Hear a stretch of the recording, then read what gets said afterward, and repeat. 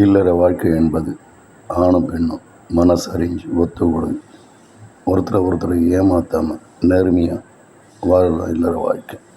அப்படி ஏமாற்றி வாழ்ந்து இந்த உலகத்துலேருந்து எடுத்து போகிறது ஒன்றும் கிடையாது. ஆணை ஏமாத்துகிற பெண்ணுக்காகவும் பெண்ணை சந்தேகப்படுற ஆண்களுக்காக அந்த பதிவு.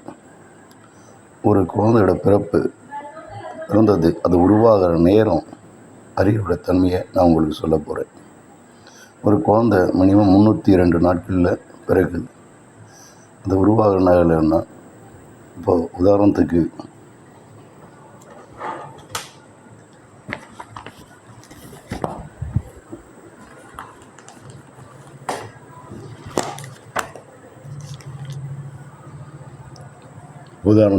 ஒரு குழந்தை 17/8/90 பிறகுதுன்னா அது 10 மாதம் முன்னாடி தான் உருவாகியிருக்கு.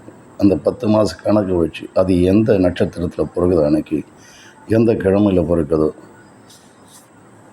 எந்த நாட்டில் பிறகுதோ அந்த நாள் 10 மாதம் முன்னாடி போய் பார்த்திங்கன்னா அந்த அதே நாள், அதே கிழமை, அதே நட்சத்திரம் வரும்.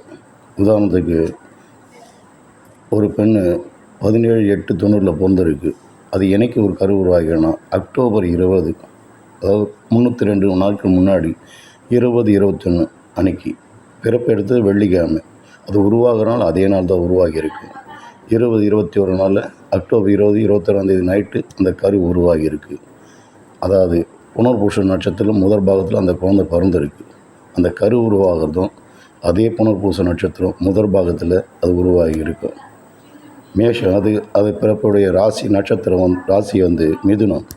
அது உருவாகிற அந்த ராசியும் மிதுனத்தில் தான் இருக்கும். இது நீங்கள் யார் ஆண் பெண்கள் சந்தேகப்பட்டால் இதை செக் பண்ணி பார்த்து அது உண்மையாக அந்த நேரத்தில் நீங்கள் எங்கே இருந்தீங்க, உங்கள் மனைவி சொல்கிறது உண்மையா இல்லை நீங்கள் சொல்கிறது பொய்யா என்ன தெரிஞ்சுக்கலாம்.